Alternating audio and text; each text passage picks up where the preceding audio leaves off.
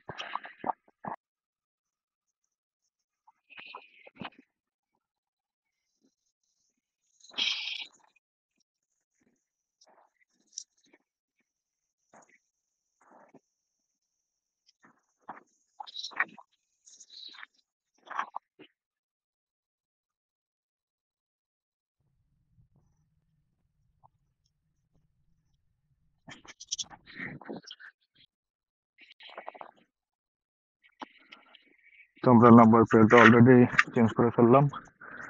এখন গাড়ির কিছু ডকুমেন্টস আছে, এগুলো দিয়ে আগে রেজিস্ট্রেশনটা করতে হবে। রেজিস্ট্রেশন করতে আপনার গেট হচ্ছে ওইদিকে। রেজিস্ট্রেশন করার পরে এই যে সিরিয়াল, এটা লাইট ভেহিকেলের জন্য, এই 2 লাইন এখানে এসে দাঁড়াতে হবে। এক এক করে গাড়ি ওদিক দিয়ে যাবে, ইন্সপেকশন হবে। যে এইসব গাড়ির কোনো সমস্যা থাকবে না সেগুলোতে এরকম গ্রিন কার্ড পাবেন। যদি কোনো ক্রিটিক্যাল প্রবলেম থাকে তাহলে আপনার ইন্সপেকশন পাস হবে না, আপনাকে এই গ্রিনের জায়গায় রেড কালারের একটা ডকুমেন্ট পাবেন।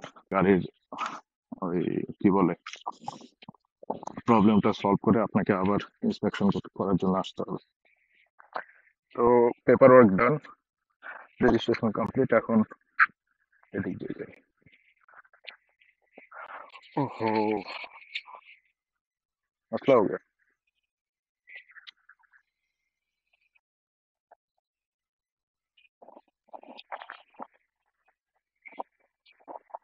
আমি রেজিস্ট্রেশনের কাজ কমপ্লিট করে আসতে দেখি নাম্বার প্লেট নিচে পড়ে আছে। এই সর্বনাশ, আবার লাগাও। পিছনেরটাও দেখা দরকার কি অবস্থা। না, এটা ভদ্র আছে, এটা পরে নাই। চলো, আমাকে এখন এইখানে ওয়েট করতে হবে। এক এক করে গাড়ি এদিক দিয়ে ভিতরে যাবে, ইন্সপেকশন হবে, এক এক করে সামনে দিয়ে বের হতে থাকবে। তো এখানে আমি লাইনে ওয়েট করতেছি, আমাকে আরো কিছুক্ষণ ওয়েট করতে হবে। আমার সামনে আরো 2-3টা গাড়ি আছে, তো সমস্যা নেই। আমি আপনাদের কিছু ইনফরমেশন দিই। এই লাইট ভেহিকেলের ইন্সপেকশন করতে আমার এখানে খরচ হচ্ছে 35.89 ইউরো, 35 ইউরো 89 সেন্ট। এটা হচ্ছে লাইট ভেহিকেলের ক্ষেত্রে। আর যদি হেভি ভেহিকেল হয় তাহলে সেখানে আপনার খরচ হবে 53 ইউরো 73 সেন্ট। রিবক, যেসব ট্রাক আপনার গাড়ি নষ্ট হলে গাড়ি উঠায় নিয়ে যায় রিবক, সেটার আপনার ইন্সপেকশনের কস্ট 35 ইউরো 89 সেন্ট। আর আপনার যদি রি ইন্সপেকশন করতে হয়, যে আপনার একবার ইন্সপেকশন হয়েছে, কোনো কারণে আপনি রেড কার্ড পাইছেন, আর আপনি সেই প্রবলেম সলভ করার পরে আপনি আরেকবার ইন্সপেকশন করতে চান, তাহলে রি ইন্সপেকশন করতে হবে। সেই ক্ষেত্রে আপনার কস্ট হচ্ছে 8 ইউরো 99 সেন্ট। আর আপনার মনে করেন যে গ্রিন কার্ড পাইছেন, এরকম গ্রিন কার্ড আপনি পাবেন, সেই রকম কাগজটা কোনো কারণে হারিয়ে গেছে বা নষ্ট হয়ে গেছে, বা আপনার আর এক কপি দরকার, সেই ক্ষেত্রে আপনার খরচ হবে 3 ইউরো 37 সেন্ট। এটা হচ্ছে যেটা পর্তুগিজ গাড়ি, পর্তুগিজ নাম্বার প্লেট সহ। আর যদি মনে করেন যে অন্যান্য দেশ থেকে আপনি ইম্পোর্ট করে এখানে আপনি লিগালাইজেশন করতে চান, তাহলে আর সবার প্রথমে আপনাকে প্রিমিয়ারি ইন্সপেকশন করতে হবে। সেই ক্ষেত্রে লাইট ভেহিকেলের জন্য আপনার খরচ হবে 89 ইউরো 59 সেন্ট। আর এটাই যদি আপনার ওই যেটা বললাম যে রি ইন্সপেকশন করতে চান, তাহলে আপনার খরচ হবে 44 ইউরো 80 সেন্ট। আর সেকেন্ড ভায়া, মানে আপনার এই একটা সেকেন্ড কপি ইস্যু করার জন্য আপনার খরচ হবে 3 ইউরো 37 সেন্ট। হ্যাঁ, ওই কইলো না। তো এখানে পেমেন্টের অপশন হচ্ছে কার্ড দিয়ে পে করতে পারবেন। আর কার্ড হইলে আপনার পর্তুগিজ কার্ডই হইতে হবে। আর কোনো international visa card master card এখানে চলবে না। আর না হলে আপনি ক্যাশে পেমেন্ট করতে পারবেন। আমার কাছে যে লিস্টটা আছে, এই লিস্টটা আমি আপনাকে স্ক্রিনে দেখাই দেবো পরে। আপনার ডিটেল দেখতে পারবেন এখান থেকে। আরো কিছু লেখা আছে, আপনার ডিটেল দেখে নিন।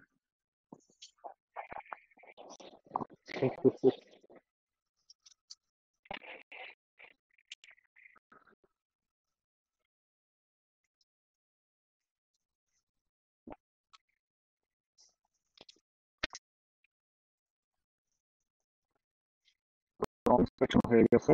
এখন বেরোবো, তার আগে এখানে একটু দাঁড়াতে একটু কাজ আছে। ভাইয়া, vem amigo, vem.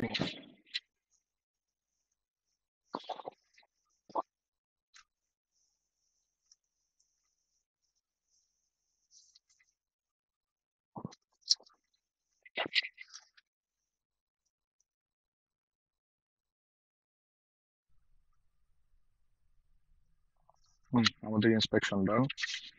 এটা ভ্যালিড 2025 এপ্রিল 19 তারিখ পর্যন্ত। তো এখানে কোনো অবজেকশন নাই, everything is fine. We got the green card, now we can circulate the car for 1 year।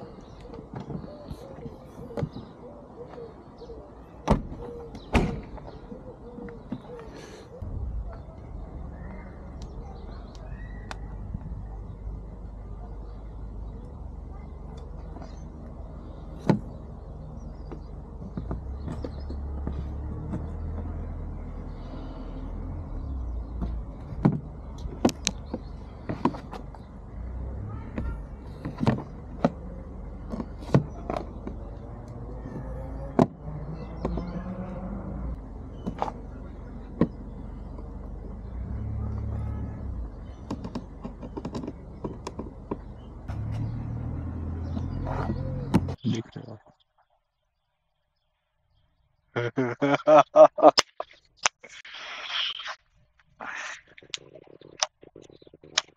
नहीं चाहिए सर।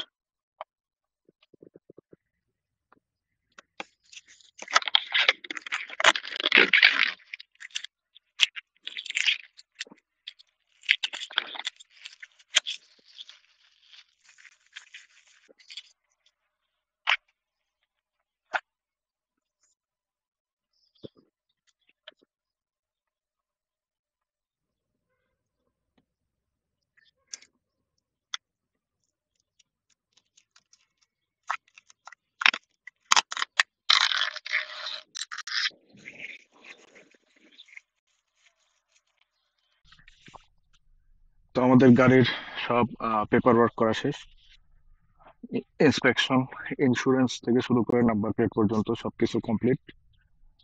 আর ইন্সপেকশনে কি কি জিনিস দেখা হয় সেটা যদি আমি আপনাদের বলি, এখানে সবার প্রথমে বেসিক কিছু জিনিস আছে, যেমন ধরেন যে ওই ট্রায়াঙ্গেল, যেটা অ্যাক্সিডেন্ট হলে আপনার গাড়ির পিছনে দিতে হয় যেন অন্য পিছন থেকে আসে গাড়ি, তারা বুঝতে পারে যে সামনে গাড়ি দাঁড়ানো আছে বা কোনো সমস্যার কারণে দাঁড়াইছে।